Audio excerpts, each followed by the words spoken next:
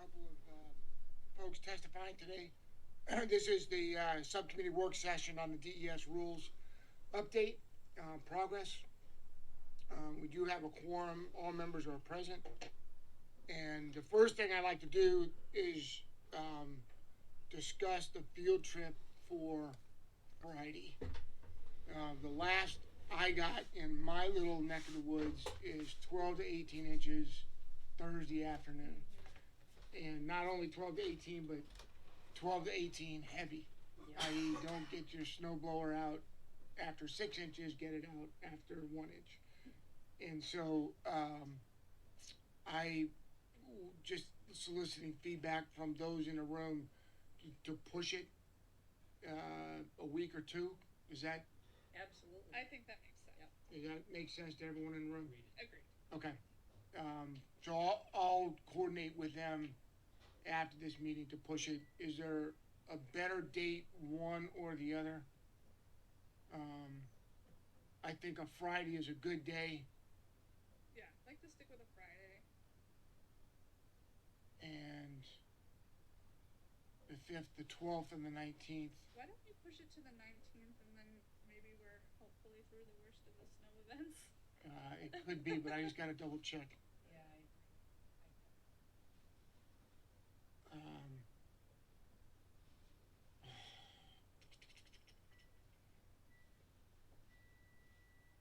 15th looks good for me. Yeah, for an hour and a half. Yeah, 19. Okay, we can look at the 19th. Is that good for everyone? You can't make it? What about, I cannot do the 26th. Okay. The only next date is the 3rd of May for me. 3rd of May would work. I mean, it would be fine. It's 3rd of May or 19th. Those are the two options. Any dire preference? Can you make the 3rd of May, Arnie? Kelly? Yeah. Nick? Yeah, Fridays are generally good for me, so third works. Kathy? Yeah, as long as we skip the 26th, we were talking about May 3. Yeah. Yeah. Yeah. Yes, good. Okay. Yeah. I'll talk to Waste Management about the 3rd of May versus this week. Okay. I think that makes sense. All right. Good. And then up first this week we have Muriel Robinette from Calex Environmental Consulting, and then DES following Calex. Ma'am.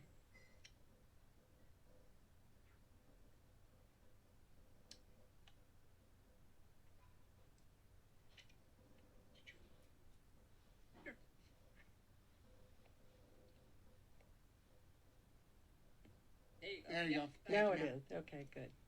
Thank you very much. I appreciate the opportunity to be here. I also created a small handout, which I think you have. A word about myself. I'm a native New Hampshireite, and I can remember going to our town dump to watch the bears on Saturday morning. It was an interesting experience because every town had its own little dump. Fast forward a little bit after school, college, grad school, etc., I ended up moving back to New Hampshire, and I worked for the predecessor of the Department of Environmental Services. At that time, it was called the Water Supply and Pollution Control Commission back in the early 80s. And I remember talking with a Mr. Sweeney, who was head of the solid waste group at that time. And being the newly hired hydrogeologist for the state of New Hampshire to head the hydrogeological investigation unit for the state, he said, you know, we're learning. As a state, we're learning a couple of things. One is that it's probably not a good idea to put landfills in a sand pit because contamination migrates away pretty easily. And second of all, we're learning that bedrock is not impermeable. what a surprise, since so many of our water supply wells derive their water out of bedrock, fractured bedrock. It's a resource. It's something we have to understand and protect. So I've been a hydrogeological consultant in this state for the last 40 years. I've done a lot of investigation work. I've also had to do a lot of remediation and cleanup work. I've had to understand, collect the data, and figure out how to clean up contamination. And so I'm pretty passionate about how we deal with our waste, because our landfills, thankfully now, are so much better than what we've ever had in the past. But we have a chance to do it right, because we don't have to have too many. Luckily, we're on a path with our solid waste plan to reduce at the source the amount of waste that New Hampshire needs to landfill. That's our choice of last resort, to put it in a landfill. And we don't have to have many landfills to meet our needs. So these rules that are being evaluated, and as Director Wimsatt told us, here's our opportunity to make them better, to make them more protective, to make them able to protect human health and the environment. So this is an excellent, excellent opportunity. And I appreciate the work of the department as they try to balance what the needs are within the state, which obviously are up for debate, and what New Hampshire as a state can provide for locations for disposal of waste. So I look at these rules, and I'm looking for the additional protections, because I think that's important. We know better. We know better. And so we don't need to create an area of contamination for our grandchildren or our great-grandchildren to have to deal with. So let's dig into some of the changes that they're suggesting. The biggest thing, and we've been talking about it for years now in this body, as well as scientifically, is the fact that landfills create a lot of leachate. They create this contaminated liquid. And we do a wonderful job engineering how we manage and control and collect that leachate.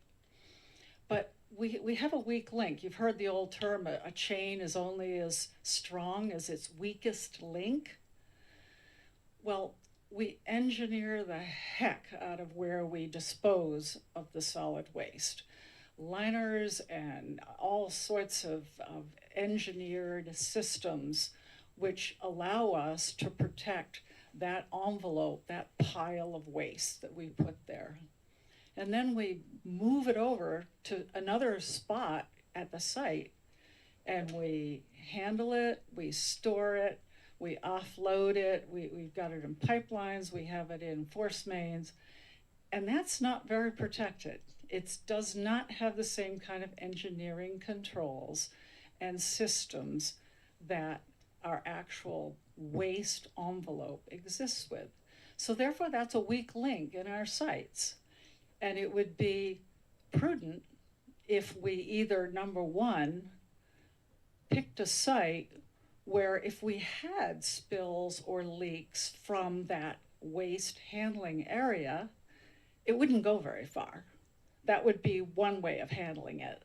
The other way of handling it is whether or not you line and test, and create that same sort of protective engineered envelope in the area of your leachate infrastructure. That's another option, obviously. So when we look at these rules, there are several points here that I'd like to point out as to my concerns as to how we want to be protective of human health and the environment. One relates to groundwater protection. How many of us get our water supply out of a bedrock well? Many people do. More than 50% of our water supplies come out of these private individual wells. And yet the ENV 804-02 clause is now drafted such that we're only concerned about what's the hydraulic conductivity in the top 5 feet of saturated material. It's silent on the issue of our bedrock water supplies. Now, how could that be? Why is the top 5 feet the only thing that matters? Is it because maybe there's something that's even more? I'm fine to have you interrupt me as I'm going along. It's up to you. So, So, I'm sorry. Go ahead. So, ma'am, if you don't mind, to finish this first section of your testimony, and then we'll open it up for questions, and then move on to the next section. Okay. Does that Yes. work for you? Yes, that's fine with me. Okay. I'm discussing the very first one that I have highlighted here.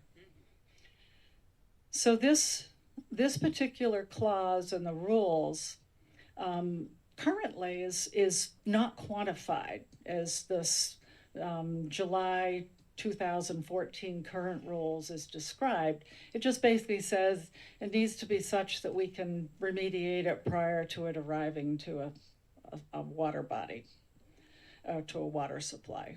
Now they're trying to quantify it. And the value, the hydraulic conductivity of what is being proposed is that of sand. And sand is what we use in our leachate systems to facilitate flow of wastewater so it goes down into the ground. Sand is very permeable. Sand allows contaminants to move. And so from my personal perspective as a hydrogeologist, it's like, didn't we learn anything from Mr. Sweeney back in 1985 when he said we don't put landfills in a sand pit? And I appreciate that we have all the engineered double-lined, triple-lined systems that are protective of the waste itself.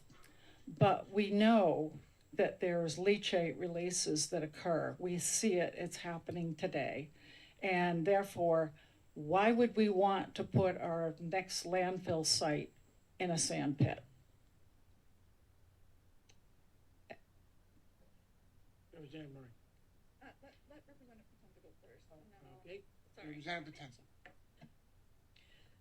So my first question is, can you please speak to how dangerous it is that we're only testing the first 20 or 30 feet underneath the site? So the new rules don't say anything about whether the applicant needs to make any effort to test the aquifer where nearby drinking wells are and all of that.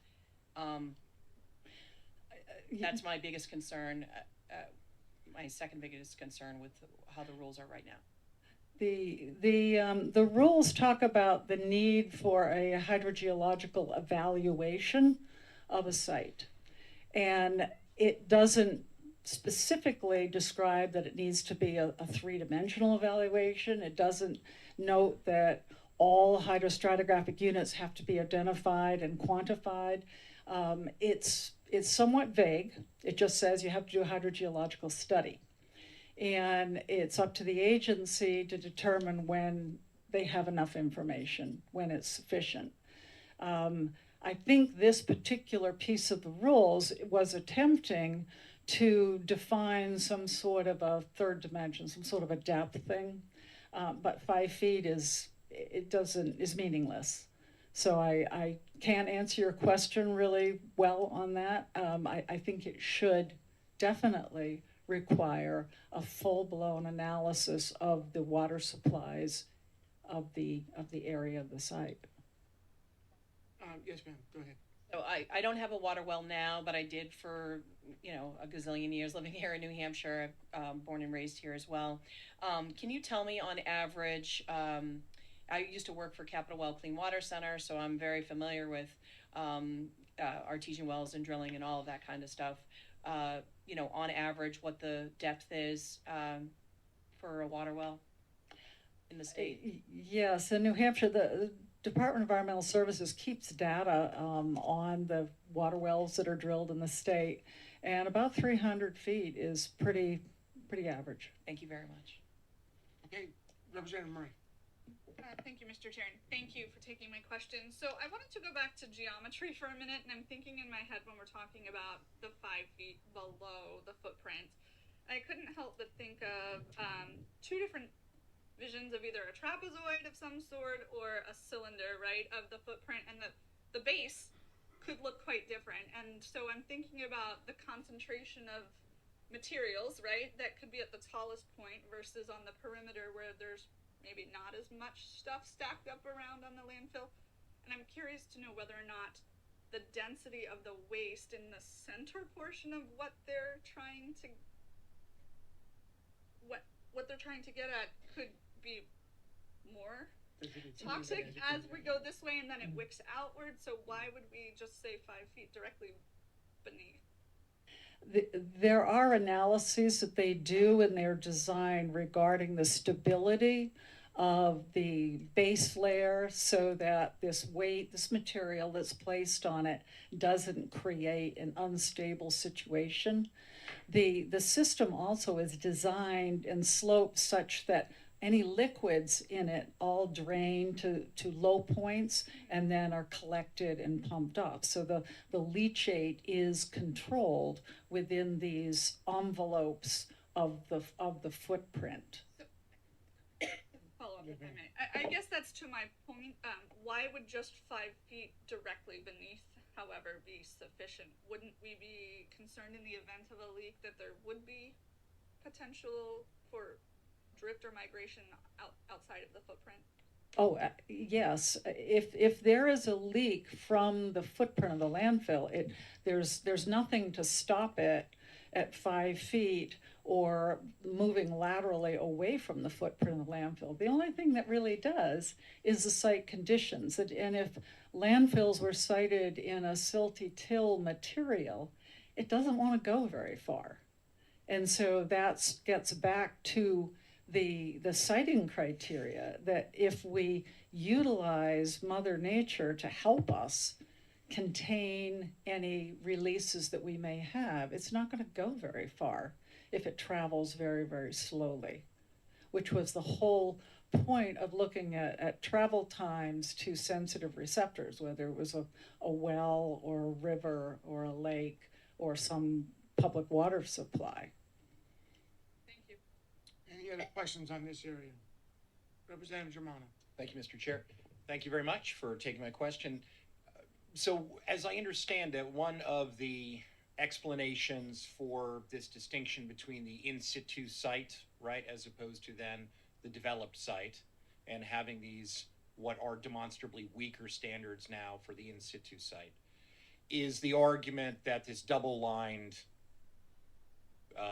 engineering is certainly much better than unlined. But can you speak to how often we see leaks even in double line facilities? I mean, is this a panacea? Is this a cure-all? Or if we have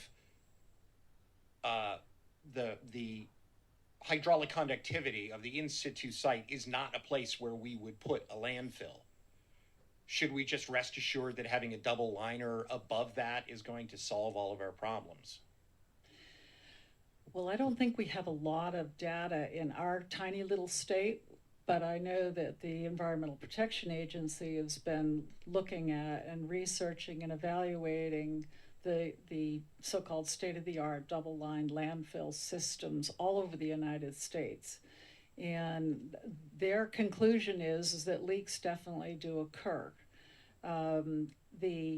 What we've experienced, obviously, in New Hampshire is the fact that, you know, we handle a lot of leachate. It rains here a lot, in case we haven't all noticed how much it rains.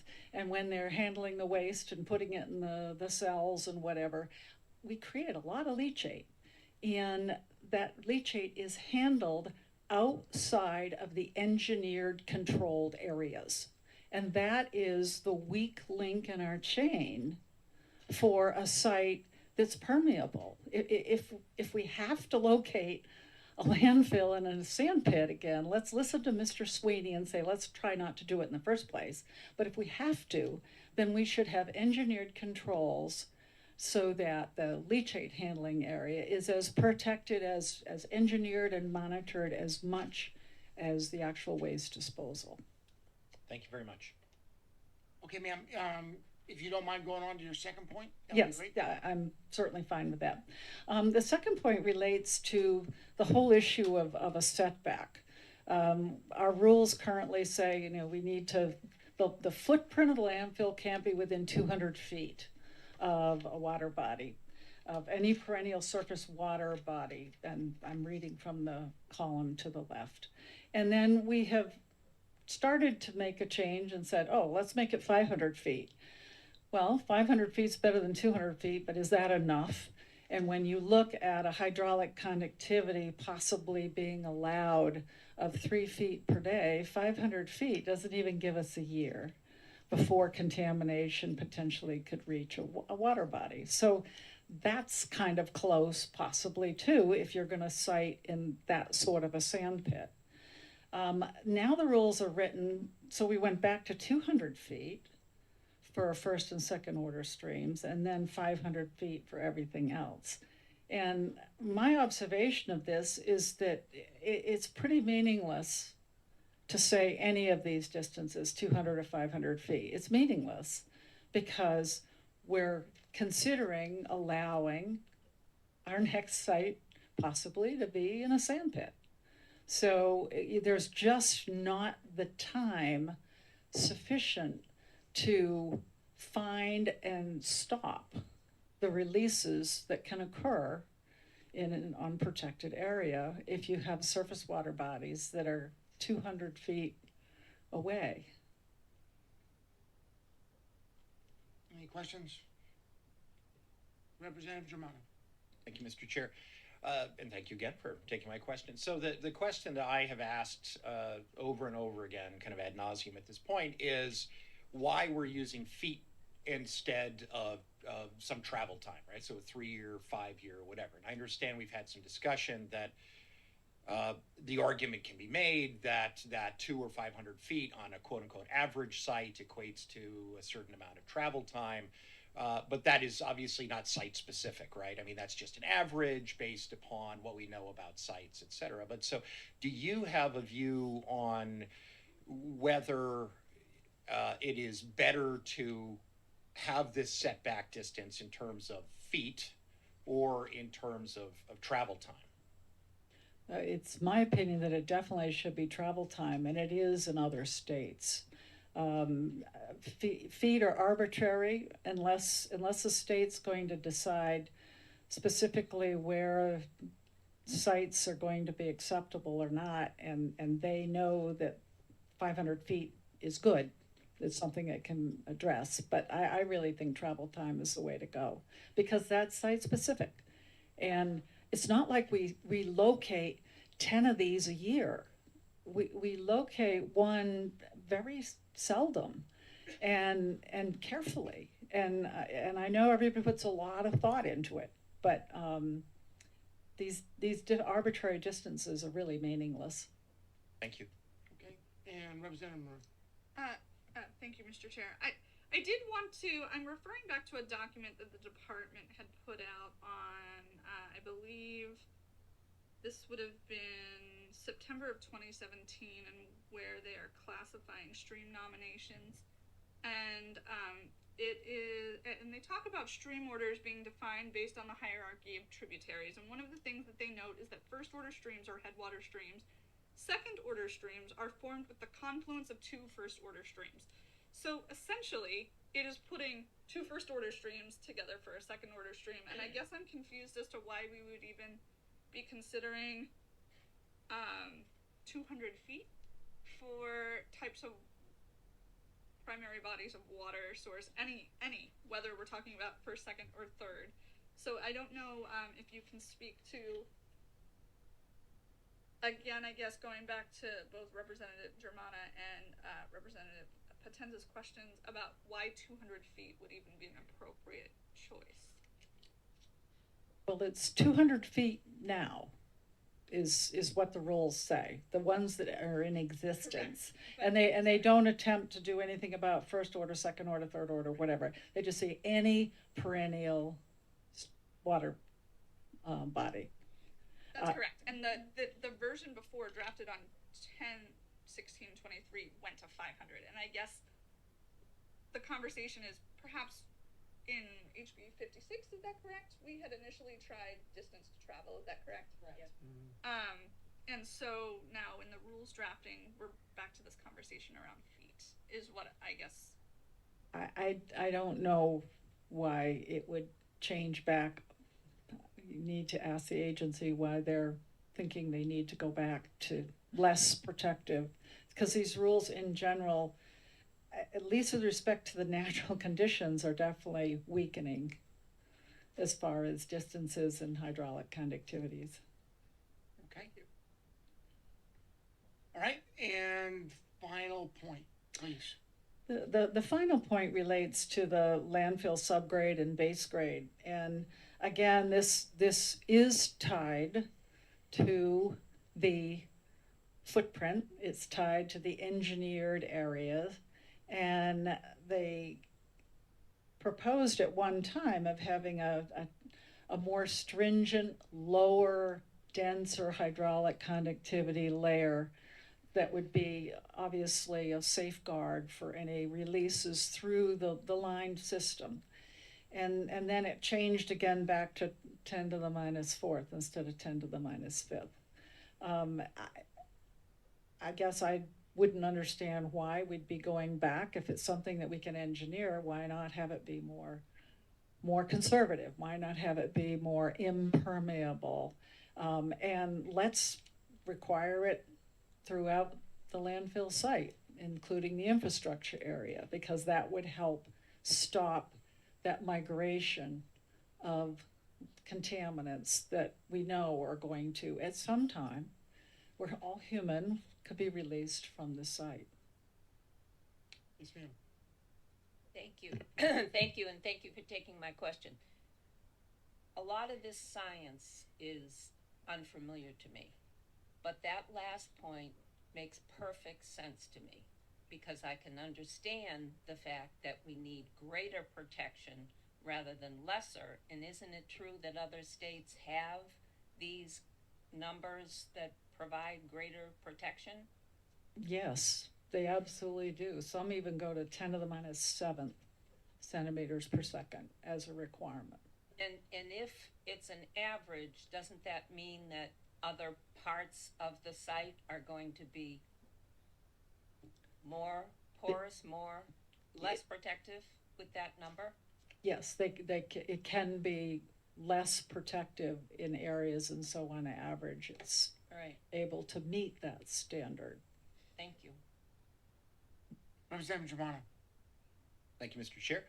So I'm going to ask, because I'm an academic, you're an academic, I'm going to ask a bigger kind of question, and that has to do with the geology of the state. One of the points of contention here is the idea that the stricter standards somehow mean that you can never site a landfill in the state of New Hampshire. When we talk about the requirements in Maine, then again, the response is not only is this not Maine, I get that, but that somehow the inference seems to me that somehow New Hampshire is dramatically geologically different from Maine, so that whereas they could cite a landfill at 10 to the negative fifth in Maine, somehow it is not possible in New Hampshire. So could you give us a very quick kind of lesson in the geology of the region? Because I do understand, like Vermont and New Hampshire are significantly different, right, geologically, because of how the landmass comes together. So could you speak a little bit to the underlying kind of geology in New Hampshire, how it compares to the region as a whole, and perhaps specifically, if possible, to Maine?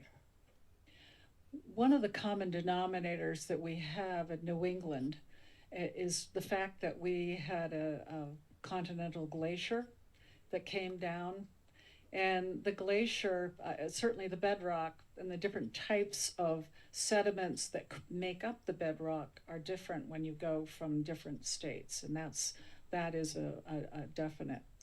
But what these rules are talking about is all about the superficial geology. It's all about what soil, what granular material was laid down by the glacier and its meltwaters and the glacial lakes that happened.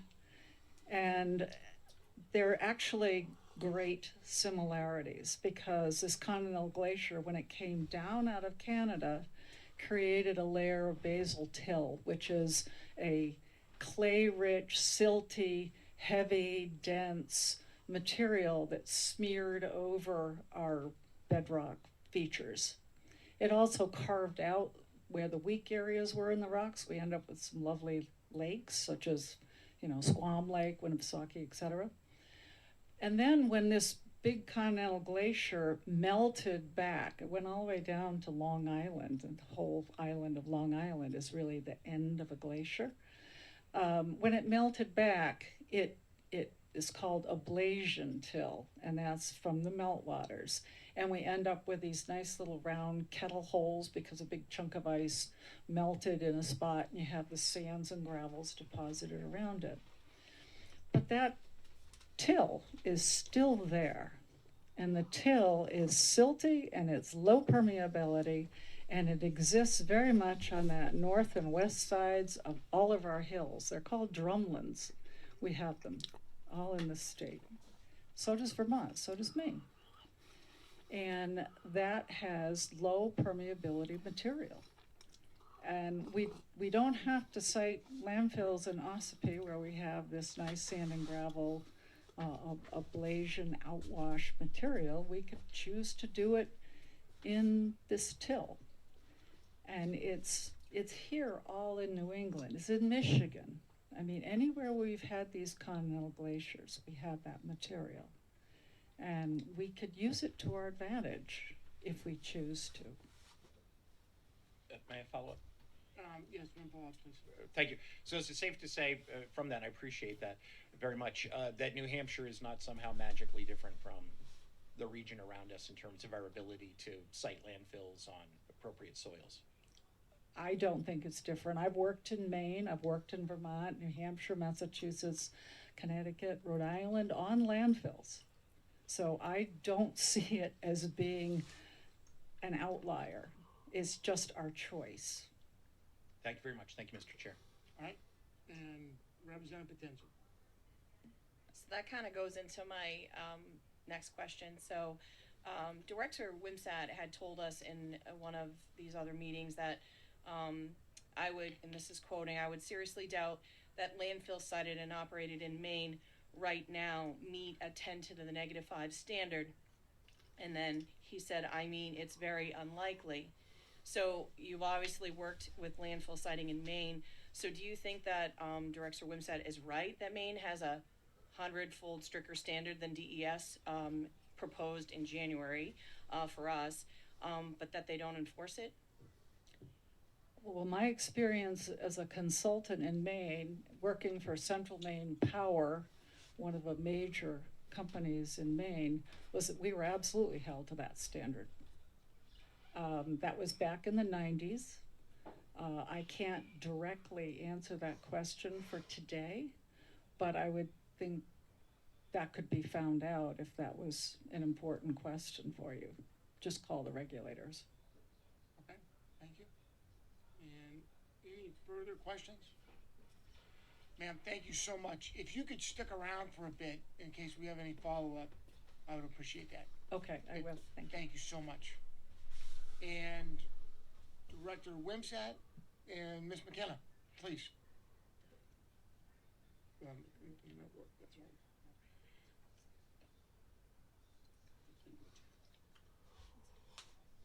Yes, absolutely. Okay, so welcome.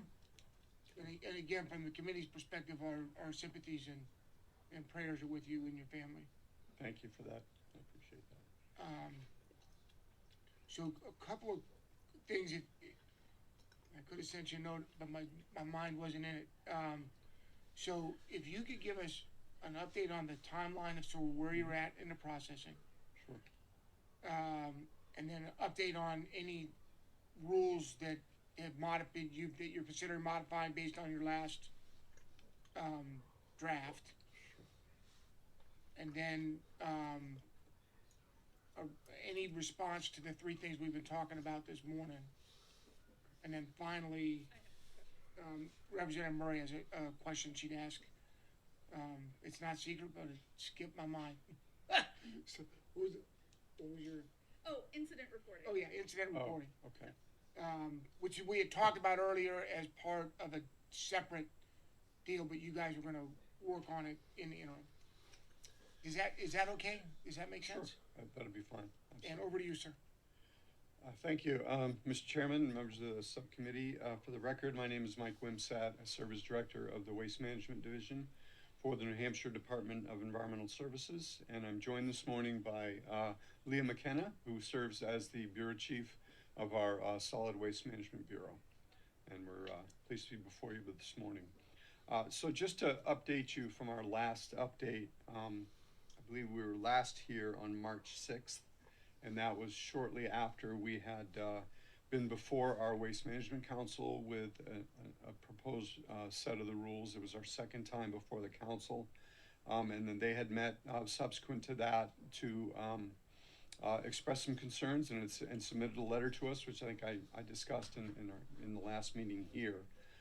So on the heels of that letter, which expressed some significant concerns of the Waste Management Council regarding the potential impact of these rules, we went back and reviewed those rules, and we made some proposed additional changes.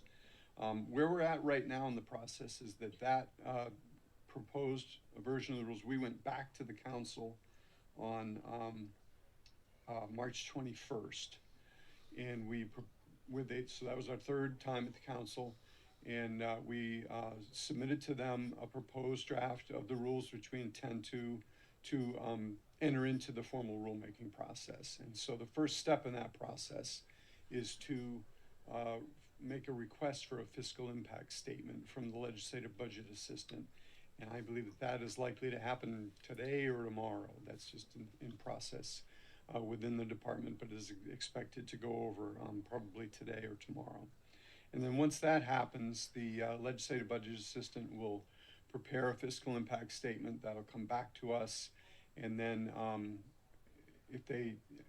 based on that, we will then file a rulemaking notice with the Office of Legislative Services.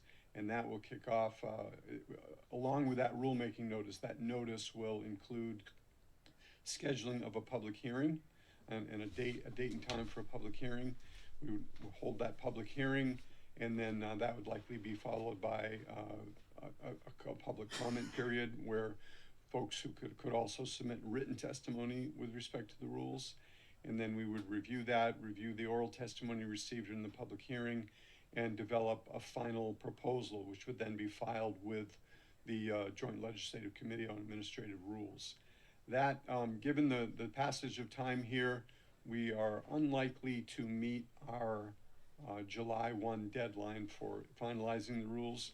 However, because we will have begun the formal rulemaking process, our existing rules would remain in place as long as we were proceeding apace with the formal rulemaking process. So our expectation on schedule right now is that we would be filing a final rulemaking proposal with the Joint Legislative Committee on Administrative Rules probably sometime in June and that or July, and that would get us to a meeting of that group in July or August so that the rules would be finalized shortly thereafter. It's hard to, I'm being a little bit imprecise because I can't say for sure what those dates will be, but I wanted to give the committee an idea of what that schedule would look like. So that's where we're at this point. We did send to the subcommittee members and to Representative Creighton on March 28th a copy of the rules, the proposed rules that we submitted and presented to the council back in March, on March 21st. And that version includes, it's a red, and we sent two. We sent the actual straight up clean proposal, but also a track changes copy, which includes the changes that were proposed since the February submittal to the council. but also, actually probably also includes a few changes that were made between the January and February meetings. So I apologize if that's confusing, but we've got so many dates going here. It's been a little bit difficult to make sure we got the right, we strike out all the changes that were made prior and then include all the changes. So it's a little bit muddled there, but it still, I think, is a good record for the subcommittee's use of the changes that we've made, at the very least, since that first January proposal to the council. So I hope that's helpful in understanding where we're at. There are, I think that red line version presents the best opportunity for you to see what changes and, understand what those are. I won't go over all of them. There are a handful of them that we made that I can summarize, and then if you have questions about any of those or any of the other ones, we're certainly willing to entertain those. In section 804.02C, we adjusted that for clarity that would allow the requirement to be more readily implemented while remaining protective by adding a depth to which the requirement applies. And keep in mind that what we're doing then is, we're setting a floor. We're saying, because the regulated party's got to look at this and say, okay, what is it I have to do? What do I have to show? So we have to set a floor that says, here's what at a minimum you need to show. And I would also note that the change to the hydraulic conductivity that was submitted in that section was proposed in the February draft of the rules that was presented to the council. That was not changed more recently. That was changed between the January and the February submittals, just for reference purposes. 1 second, please. Sure. Could we just stop there for a moment? And Sure. because I think we want to take these in the same sort of manner that we did with Ms. Robinette. Okay. And so if we can talk sort of about the in situ soils and the 5-foot change, is that? Sure. Yeah, it's at the committee's pleasure. Okay, please. Thank you. So, thank you for that. One of the things that I would like to kind of focus on was I understand that in situ soil is undisturbed, but what was the sort of thought behind adding immediately below without respect to any sort of given perimeter on the exterior of the footprint, or a proposed site? And I guess I am trying to understand how 5 feet was the number that was arrived at. Well, I mean, these things are difficult because you've got to, if you're going to set a floor, you got to pick a number, right? You got to say, what does this apply to? And we do have geology that's very variable. It changes with depth and and laterally. I'll try to address your questions, I guess, in order. In terms of the footprint of the landfill is what we often use. That's the most important to us in terms of understanding what are we building a landfill on? What is it, if we do have a release, what is the first soils that release sees?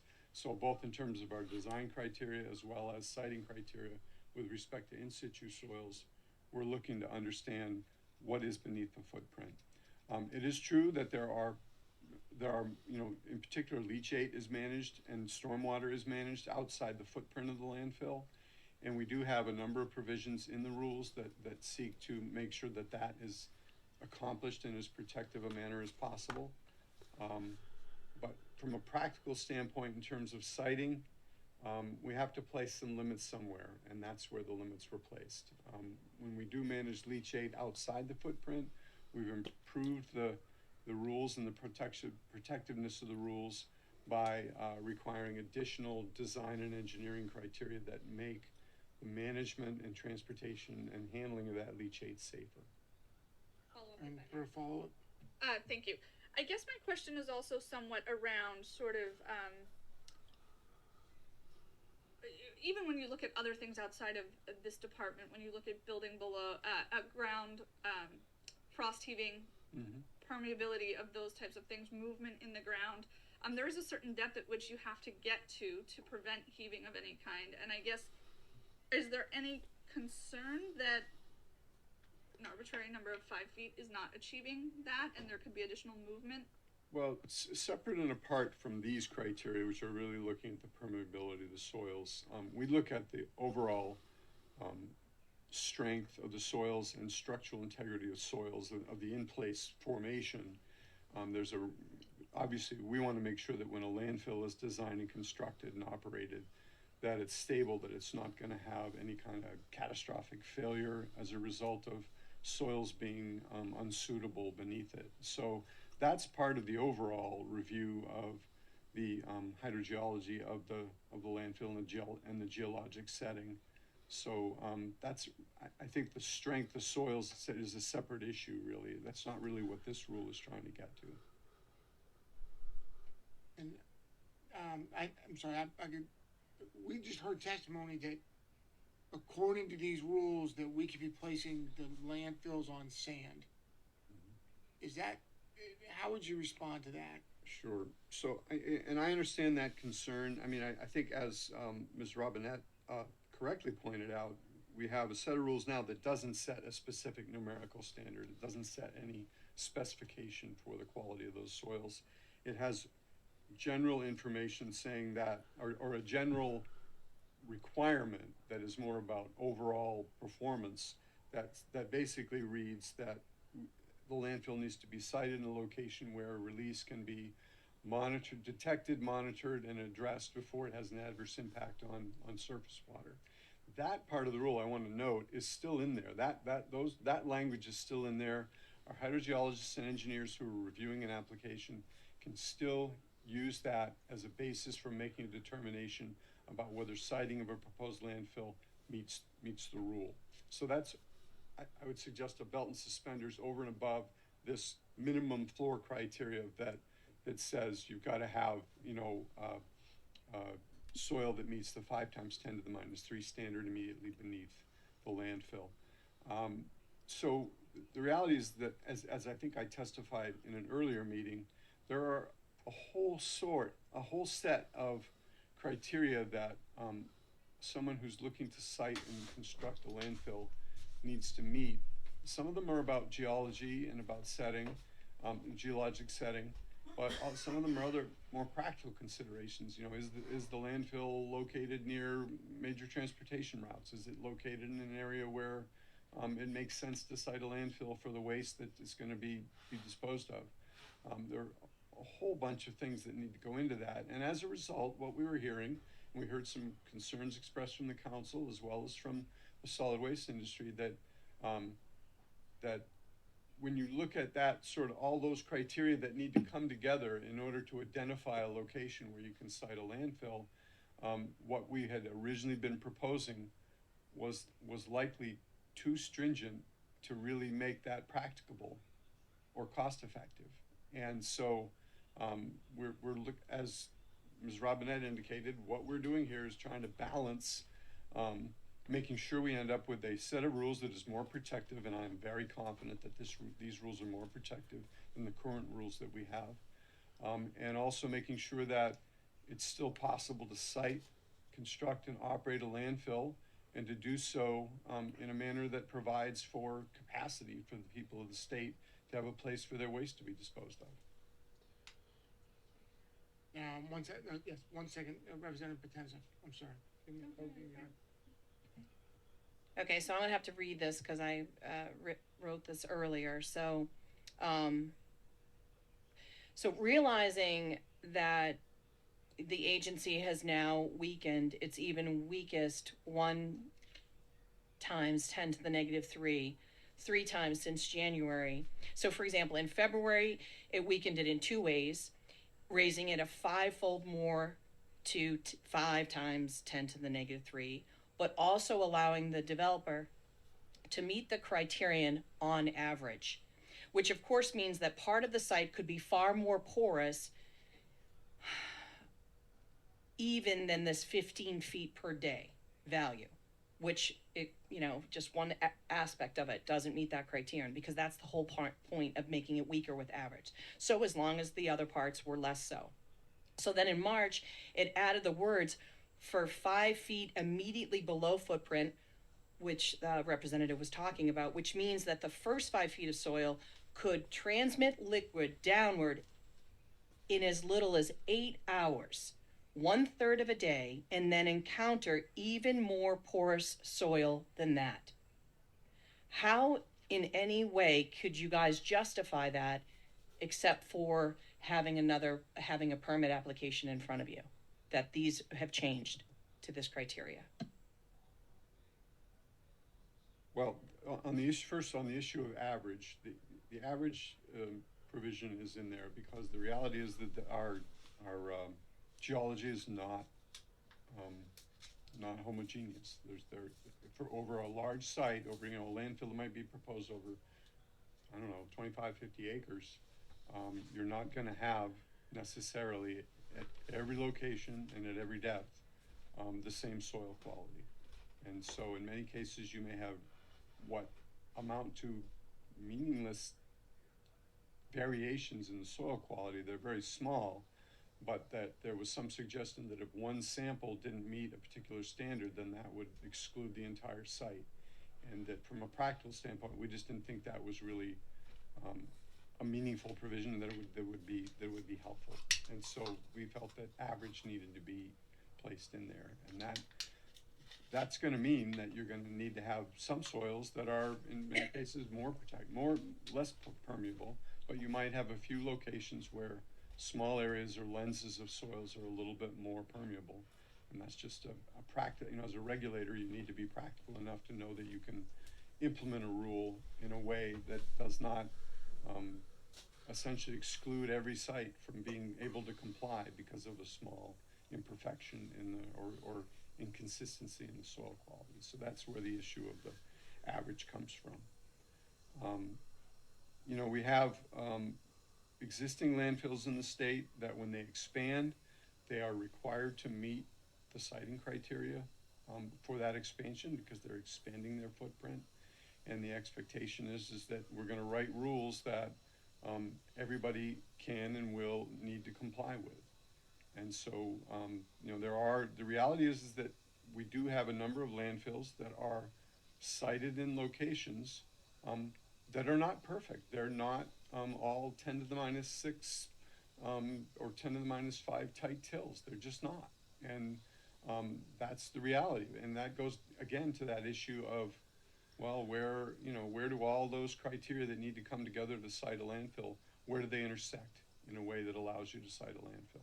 So we're setting a floor here. It doesn't mean that future sited landfills, if there are any, aren't going to be, aren't going to meet the standard and go well beyond the standard. But we do when we're writing rules, we need to have a floor that says, okay, this is the minimum that you've got to meet. And one follow-up, please. I appreciate your answer, and I think that what you just spoke on is so important. Why? I think it's very different than a landfill that is currently active and doing all of the right things. That is, a potential might expand at some point. Why are their rules the exact same as someone? Shouldn't they have separate criteria versus we're literally citing brand new?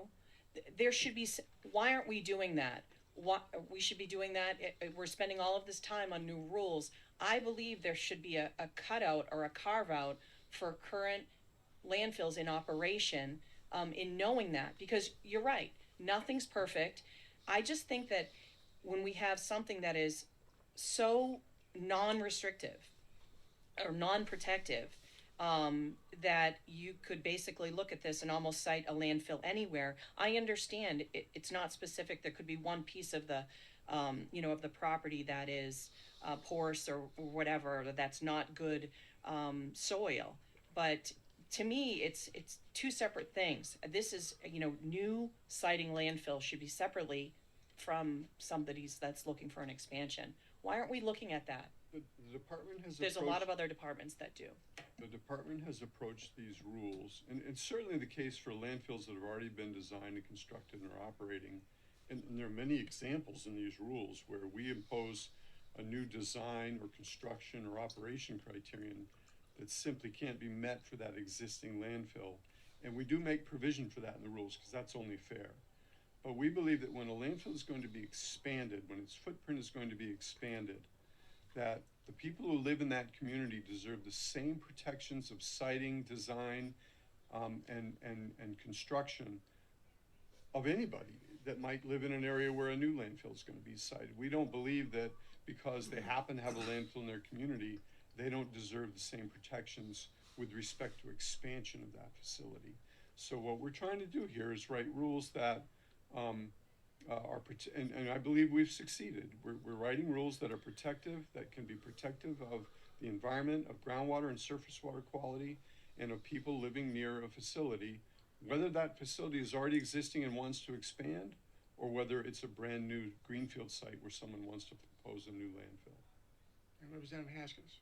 Thank you, and thank you for taking my question. All along, as we've been talking about this, I have had a concern that the regulated community, as you refer to them, is responsible for why these rules are weakening. That never made any sense to me. Is that the way the sausage is made? I don't know.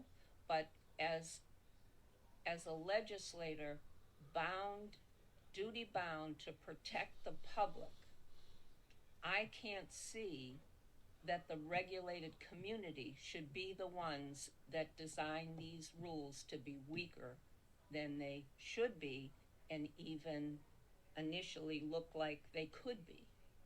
Can you explain that to me? So the regulated community does not design the rules. They don't write the rules. They are a part of the group of folks that we speak to because and that's true with all of our rules across the department. And it is the case that, there are areas of the rules that we try to write things that maybe this committee is not even interested in, where we just got it wrong, where we misunderstood something about the way the facilities are operated or the way they're designed. And so, we believe we're pretty good regulators. We do a good job regulating these facilities, but we do not design, construct, and operate landfills. The regulated community does. And so their input is important to us. We need to hear from them the same way we hear from other members of the community and the public. And we've met with groups of all stripes with regard to these rules. But we do have a responsibility to listen to what their concerns are and evaluate them objectively and understand whether in some cases we may have it wrong or we need to amend what we're looking to propose. So there are examples of where they have raised concerns to us.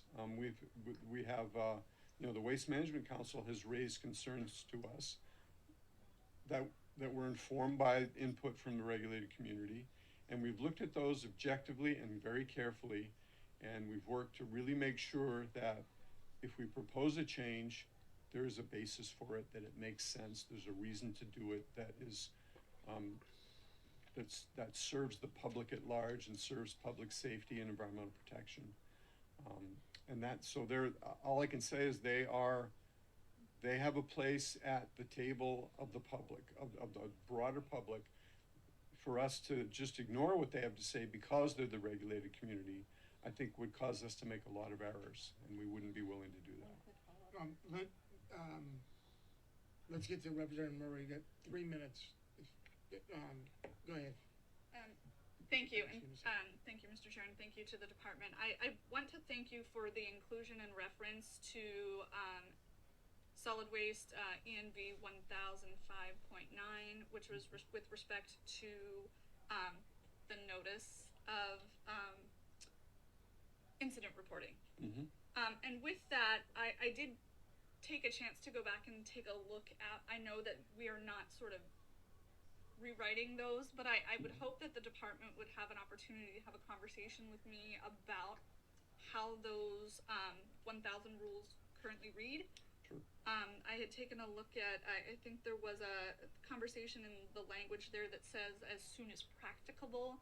I do share some concerns with that language and feel that it is a little bit of a squishy sort of open to interpretation as to what that means. And I don't know if it would be an appropriate opportunity to have that conversation today, or I do have thoughts, so I'm whatever. Sure. You worked on that. Do you want to speak? I'm going to ask Leah to speak to that. Sure.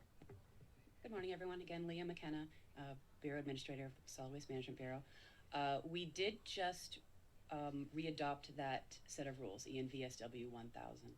I will tell you with certainty, we plan to open that set of rules back up again in the very near future. I would love to hear from you on thoughts to strengthen 10509. We have some thoughts at the department as well. swmbrules@des.nh.gov. Send Okay. us an email and we will certainly engage on that topic. Absolutely. I think that there are some things, just given the modern sort of where we are electronically, the ability to communicate with folks. I have a lot of thoughts about how those rules are written, and I would love to continue that dialogue and strengthen them, because I do feel like there are some areas there that are open to interpretation that I am not comfortable with. Very happy to talk to you about that. Thank you. And Representative Hastings. Yes, thank you. And so I appreciate the challenge that is before you. I don't know if 10 years ago when the rules were updated, there was a permit application sitting on your desk. But that's the situation we have now, which complicates things. I think the public that we represent wants to know not only will they be heard, but what they have to say in terms of concern will be every bit as important and will find its way into the updated rules. As Ms. Robinette said, we know better. And Maya Angelou's statement was, when we know better, we do better. And that's what we're looking for. Thank you. Okay, so thank you so much. I don't have a question, I just have Okay, in 1.5 seconds. So, yeah, so there was a lot of information that you weren't able to get to, and I know that Representative Germana had some questions. So could you please follow up with us in answering some of those questions in writing that were sent to you before this meeting? Yeah. So I think, are you speaking to the original set of rules that still had outstanding, or excuse me, questions that we still had outstanding questions on that were around some of the continued changes with regard to the. I'm talking about after the March 6th meeting. Yep. Representative Germana asked for 5 examples, things like, yeah, I don't have any, we don't have any of that. We And you can- guys asked, Okay, so. I didn't put any more questions forward, Okay, let but me I see haven't those. received anything. Okay, bear with me 1 second. Let me see those questions and then we'll forward them officially. No, they were already forwarded. So it's these questions here. That these are the ones, these are the only things we forwarded to them. From the last meeting, which I didn't give you any questions, there was another set of questions that were forwarded. Okay, no, So, I never got another set of questions. I'm glad to forward them, but if I Okay. don't get them, I can't forward them. let me check with him then. That's what I'm I glad to thought do there was that. something I sent never got over. anything. So Unless they bear received with a us, certain, we'll sort it out. okay. I would like to have another committee meeting. We talked about the 3rd of May going to the waste management facility, so potentially the Tuesday after that. Is that okay with everyone? Same time, 9 o'clock? What's that date? Stand by. It would be, the 7th. Or I cannot do the 7th, the 6th. 6th or 8th is fine, of May. 7th would be preferable. Let's just keep it on Tuesdays because we normally meet on. I understand that, but Does that not work for you? I have a client that day.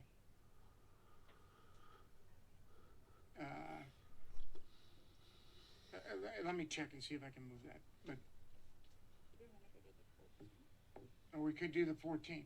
14th is open. Okay, any, Obviously, the agency will endeavor to make itself available to this subcommittee. I would note, at this point, we're entering the formal rulemaking process. yeah, The very first official thing that's gonna happen from a public, I mean, it's all public, the rulemaking notice will be published. And that will be essentially what we presented to the council at the last meeting. And then really the next milestone in the process is the public hearing and comment period. We will not have revised rules to present to you. It wouldn't be appropriate for us to have a rulemaking notice out there and then talk about proposed changes to that rulemaking, to that So when initial is that proposal. date? I'm sorry, you just went through it, but it Sure, was- yeah, I didn't give you a date for the hearing. Do didn't. you have a sense when it's likely to be? So things get a little mushy now because things kind of, a lot of different folks get involved. We anticipate having a public hearing in the month of May, and the public comment period would extend for some And so period we of should time. have, if we're gonna have one last meeting before that, it needs to be before that date. Well, I guess what I'm wondering is what do we talk about at that meeting? Because, we're gonna file a rulemaking notice that's gonna have that initial proposal. And we're not gonna be we're not gonna stop thinking about it, but we're not gonna be making any public At some point in time, the thing's recommendations for gonna stop. changes. Right. Until, and I mean, the next, for us in this rulemaking process, the next really important period where we're gonna be looking at public comment and making considerations of making changes from this initial proposal to the final proposal is after we get that oral comment and that written comment and we have a chance to review it. So I just don't wanna disappoint you. If I don't wanna come and say, well, I got nothing to say to Right, this fair subcommittee. enough.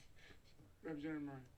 Mr. Chair, and for a moment, if I can just, nothing precludes us from also providing testimony during that public comment period. So we could perhaps draft some of our thoughts as the Yeah. subcommittee and submit those during that time.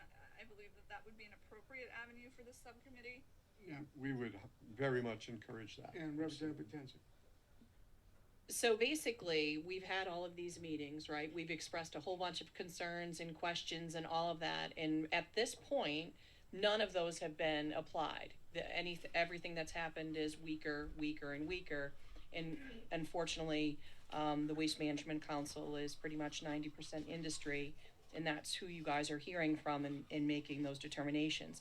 So I guess I don't understand, because nothing, even if we have another meeting, it's not like you guys are gonna take all of these things that we brought up and the experts that we've had in here and go back, correct? You're not gonna be going back.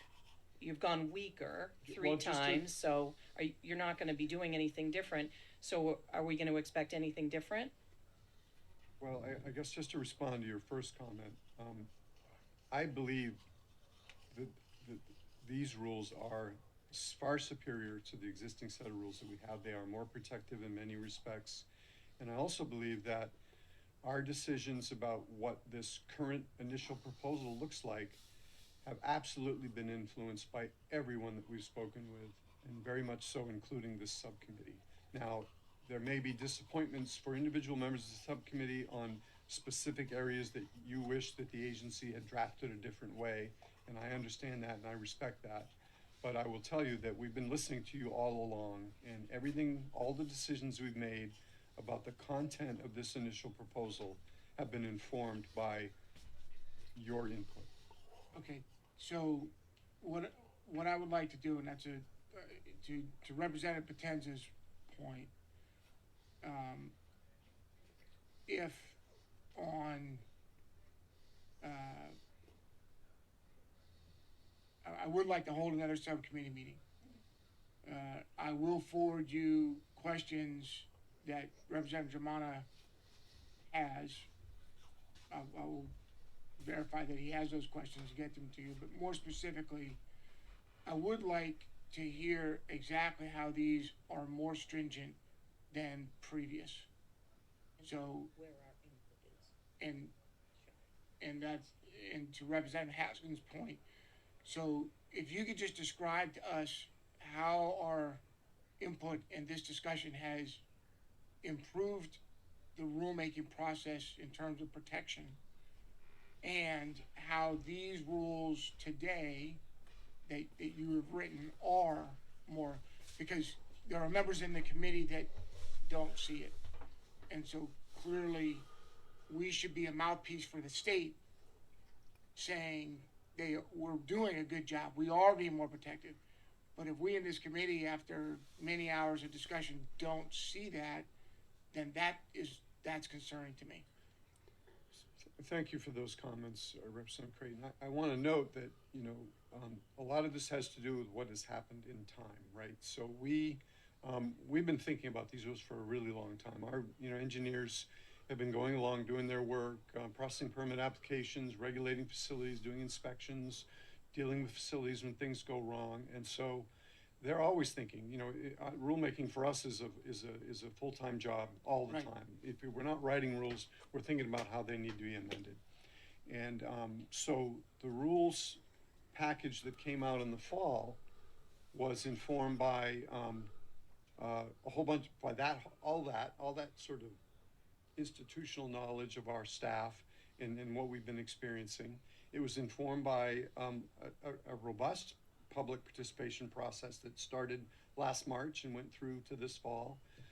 And so there were areas that were, significantly changed that would, arguably would be very protective, that were influenced by all of that. So then when we got there, but then when folks started looking at them more critically and the rules started to kind of take shape and really gel, then we did receive a lot of concerns about the practical ability to implement those rules. So it is certainly true that there are some areas that could be perceived as having been really protective in the original draft that have been changed in response to concerns about the actual implementability of them or the potential adverse impacts of trying to implement those. So it's going to be the case, and this is what happens with any rulemaking. It's going to be the case that in those months leading up to finally filing an initial proposal, you're likely to see some things that may soften some very difficult or rigorous requirements. That doesn't mean that, and when I say that we've been informed by that, we may be looking at comments, the one member of industry may say, well, we don't think that rule should apply at all. And someone at this table may say, well, we think not only should it apply, it should be even more stringent. And we land somewhere where we think we've balanced the legitimate concerns of a party who doesn't like the rule at all and the legitimate concerns of this group or others who want it to be as protective as possible. And we land somewhere. So when I say it's been influenced, that's the kind of primary influence I'm talking about. I completely So understand. I got you. I'm all over it. You guys do this every day. We do this once a month. And you guys have been doing it your whole lives, and we haven't. I completely respect that. What I would like to see is a description of the rules 10 years ago versus the 21 March rules, and how the 21 March rules protect the environment better than the rules of 10 years ago.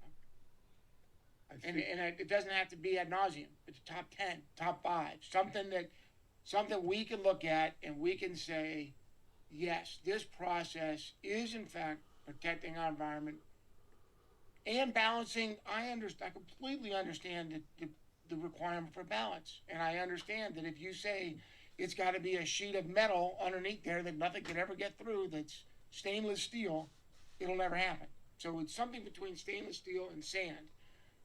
But what we owe to our constituents is the ability to go back and say, yes, this process is protecting our environment. It is helping to prevent those activities that happened in the past, and that the rules that we've created through this process are, in fact, protecting the public from these dangers and improving on a system that that needs to be improved. So that's what I'm asking. I think we can prepare for you a summary that looks like that, a top 10 or whatever. I don't know how many it'll be, but basically. Yeah, I don't need every T and every dot crossed. What I need to know, I gotta have something that I can go back to my constituent and say, hey, these guys are doing a great job. They've made some compromises here, and here, but at the end of the day, it's much more protective than what we had before. We can certainly highlight the key provisions that have added protections, and we're happy to do that. Okay, all right, good. We're 15 minutes over, so I'm gonna adjourn.